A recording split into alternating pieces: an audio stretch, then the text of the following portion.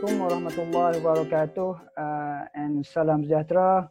Berjumpa lagi kita untuk subchapter kita yang seterusnya, iaitu Principle of Conservation of Energy. Right. Principle of conservation of energy state that energy can neither be created or destroyed, but it can be changed from one form to another. Kita tahu bahawa tenaga tidak boleh dicipta ataupun dimusnahkan, tetapi kita boleh pindahkan daripada satu bahagian kepada satu bahagian ataupun satu bentuk kepada satu bentuk yang lain. Dan kita tahu bahawa jumlah tenaga sebelum adalah sama dengan jumlah tenaga selepas. Ingat, total energy before is equal to total energy after. Dua ataupun satu persamaan ini awak perlu ingat. Jadi for a mechanical system, dalam sistem mekanikal, the total energy consists of potential energy and kinetic energy. Dalam bidang kejuruteraan, kita menghubungkaitkan di antara tenaga keupayaan dan tenaga kinetik. Dalam perbincangan kita yang ini, kita hanya fokuskan pada E potential dan juga E kinetik. Tidak dinafikan dalam dunia yang sebenar kita ada jumlah tenaga-tenaga yang lain, tenaga bunyi, tenaga geseran, tenaga haba dan sebagainya. Tapi yang itu kita tolak ke tepi dahulu, hanya kita fokus kepada E potential dan juga E kinetik. Maksudnya jumlah keseluruhan tenaga pada tenaga keupayaan dan juga tenaga kinetik akan menjadi jumlah tenaga sebelum dan jumlah tenaga selepas. Maksudnya pengimbangan di antara dua tenaga ini. Okey. Sebagai perbandingan, maka kita letakkan satu nilai yang untuk menggambarkan jumlah tenaga sebelum dan juga jumlah tenaga selepas. Maksudnya kita ada formula E total, maksudnya E total before equal to E total after. Ini sekadar konsep Jadi E total before, katalah perbandingan yang kita buat sini adalah satu nilai yang kita pegang untuk menunjukkan perbandingan. Kita letakkan E total before mesti 50,000 dan E total after mesti juga 50,000. Kita pegang pada konsep yang awal, jumlah tenaga tidak boleh dicipta ataupun tidak boleh dimusnahkan, tetapi ia boleh dipindah daripada satu bentuk kepada bentuk yang lain. Apabila kita pindahkan daripada satu bentuk kepada bentuk yang lain, maka kita mengambil satu ketetapan bahawa jumlah tenaga sebelum dan jumlah tenaga selepas adalah sama. Okey. So kita tengok macam mana konsep ini kita guna pakai. Kita akan jumpa berbagai bentuk, kita katakan berbagai bentuk pergerakan ataupun pengiraan bagi tenaga keupayaan dan tenaga kinetik ini. Okey, ataupun dalam pemindahan pertukaran tenaga ini.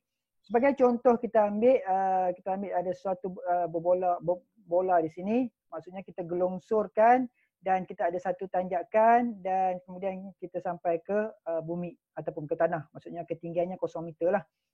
Okey, ketinggian maksimum pada contoh ini adalah 100 meter. Okey, so apa yang diberikan di sini adalah kita tahu bahawa slide sebelum ni menyatakan jumlah tenaga adalah bersamaan jumlah tenaga kinetik campur jumlah tenaga keupayaan. E kinetic equal to E plus E potential equal to E total. Jadi pada kedudukan ini, kedudukan A adalah kedudukan paling tinggi. Kalau kita belajar, ingat balik, refresh balik pada tingkatan 5 atau 4 yang lepas, kita tahu tenaga keupayaan bila dia berada pada satu kedudukan tinggi, jumlahnya ataupun jumlah tenaganya adalah berada pada kedudukan maksimum. Macam mana konsep itu kita menyatakan jumlah tenaga kinetik berada pada jumlah tenaga keupayaan berada pada kedudukan maksimum? Okey, contoh dia macam ni. Kita tahu bahawa E potential equal to mgh. So apa yang berlaku pada kedudukan ini, M kita tetap betul, jisim bola kekal kan pada mana-mana kedudukan. So nilai graviti kekal kan, 9.81. Yang berubah adalah kedudukan H. Pada kedudukan ini adalah kedudukan nilai 100 meter. Okey, katalah pada kedudukan ini adalah 100 meter. Dan kita ambil ni, tenaga kinetik, apa formulanya adalah 1/2 mv kuasa 2. Soalan saya, adakah bola A ni sedang bergerak? Tidak. So bila bola ni tidak bergerak, maka nilai V kita adalah bersamaan dengan sifar meter per saat, betul? So bila sifar, maka 1/2 darab M darab sifar, jawapannya adalah sifar joule. Kan? So, apa yang berlaku sebagai perbandingan saya katakan tadi 50,000 joule ni, 50,000 joule, so saya dah padam dah. So 50,000 joule sebagai perbandingan nilai ni mesti sama dengan 50,000 E kinetic tambah E potential. So apa yang berlaku disebabkan pada kedudukan ni sifar joule, maka nilai potential adalah nilai maksimum. Maksudnya kita tengok di sini E total kita tahu berapa E total kita? E total kita adalah 50,000 joule. Jadi E kinetic kita, dia mesti nilai ini mesti mencapai nilai 50,000 joule. Kalau lebih ataupun kurang salah. So E kinetic kita adalah sifar joule. Sifar joule kenapa? Nampak? Dan E potential kita adalah 50,000 joule. Kenapa 50,000 joule? Nampak? Dia berada pada ketinggian yang maksimum. Jadi kita dapat 50,000 joule. Apa maksud 50,000 joule ni? Saya simpulkan E total adalah bersamaan dengan 50,000 joule. 50,000 joule ni mewakili apa pada kedudukan titik A? Adalah E potential pada titik A ataupun saya sebut sebagai E potential maksimum. Nampak perkaitannya? Okey. Maka kedudukan A, pada kedudukan A, E total adalah bersamaan dengan E potential maksimum. Kedudukan A ni. Faham Okey. So kita pergi kepada slide yang kedua. Juga kita berpegang kepada E total equal to E kinetic plus E potential. Pada kedudukan B, apa yang berlaku? Bola ini sudah mula bergerak dan kita anggapkan dia telah melalui separuh perjalanan, maka tinggiannya adalah 50 meter. Maksudnya separuh perjalanan daripada A ke C lah Jadi E kinetic kita katakan ada nilai. Kenapa dia ada nilai? Kenapa dia dah menjadi 20 joule? Sekadar perbandingan. Sebab kalau kita tulis dalam formula 1/2 mv kuasa 2. So M dah ada nilai. V of course ada nilai sebab dia dah bergerak pada satu nilai laju. Okay. E potential kenapa daripada tadi 50,000 joule sekarang menjadi 30,000 joule? Sebab faktor apa? Faktor ketinggian. Dia akan jadi formulanya mgh. M kita masih kekal, G kita tetap kekal 9.81. H kita tadi bernilai 100 meter. Sekarang H kita jadi 50 meter. Sebab tu nilainya berkurangan. Tetapi kalau kita ambil E kinetic plus E potential sini E total equal to E kinetic at point B, E potential at point B. Bila kita tambah tetap menjadi 50 joule bersama dengan E total. Kita tahu E total adalah 50 joule. Nampak? So betul kedudukan konsep ataupun teori kita. Next kita pergi pada kedudukan C. Okey, saya padamkan dulu. Pada point C, apa yang berlaku? Okey. Ketinggian kita sekarang menjadi 30 meter. Okey. Dan hal laju kita semakin bertambah dan semakin meningkat. So, formula kita adalah half mv kuasa 2. Kenapa dia semakin bertambah hal laju? Ni dia punya nilai E kinetic sebab nilai hal laju bertambah. Tetapi apa berlaku pada E potential? Equal to mgh. M kita masih kekal, G kita masih kekal. Iaitu H kita daripada tadi 50, sekarang menjadi 30 meter. Betul? Sebab tu dia berkurangan. Dan sekali lagi kalau kita pergi pada konsep E total, kita tahu E total kita adalah 50,000 joule. Dan bersamaan E kinetic kita adalah 35,000 joule. E potential kita adalah 1,500 joule. Yang ini pada kedudukan titik C. Okey? Faham yang tu? Alright. So sekarang kita pergi kepada slide yang seterusnya.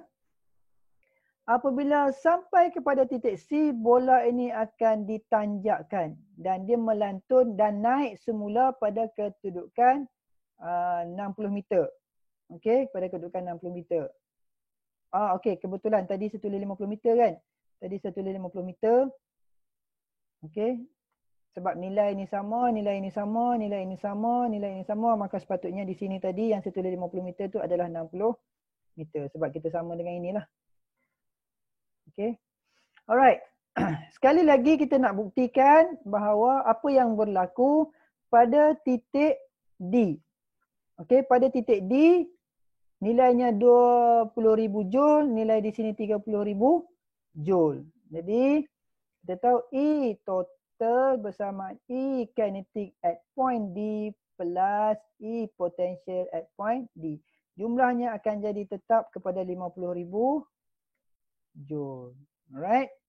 Dan sampai kepada titik E. Sampai pada titik E apa yang berlaku? Ada ketinggian tak? Ketinggiannya 0 meter. Sekali lagi E kinetic adalah bersamaan half mv kuasa 2 dan E potential adalah bersamaan mg h. Ini pada titik E. Okey, pada titik E. So, apa yang berlaku pada titik E, dia V kita mencapai V max. V maximum. Jadi, bila kita gantikan, maka kita akan dapat nilainya mesti 50,000 joule. Dan kenapa nilai mgh ni akan jadi sifar? Kerana H kita sekarang ni adalah bernilai sifar. Maka M kita tahu ada nilai, G kita ada nilai 981, darabkan dengan sifar, maka jawapannya akan menjadi sifar. Dan pada situasi ini kita tahu E total at point E equal to E kinetic at point E plus E potential at point E. Dan kita tahu bahawa E potential adalah sifar. Maka E total at point E equal to E kinetic kita berapa? 50,000 joule. Equal to E kinetic at point E equal to E kinetic maximum. Maksudnya E total ini adalah sama dengan E kinetic maximum. Sebab tu saya balikkan di sini. E total equal to E kinetic plus E potential at point E. Maka E kinetic kita menjadi 50,000 joule plus 0 joule. Kenapa 0 joule? mg h. H kita adalah bersamaan dengan 0 meter. Maka E total kita adalah 50,000 joule. Maka berlaku seperti mana yang diteorikan, E total equal to E potential plus E kinetic. So ini dia punya teori dia. Alright. So saya dah terangkan, maksudnya the system has the same total energy 50,000 joule whether the steel ball is at the top or bottom. Alright. Okay, kita pergi kepada swinging pendulum. Okay, untuk swinging pendulum kita jumpa pada video seterusnya. Okay.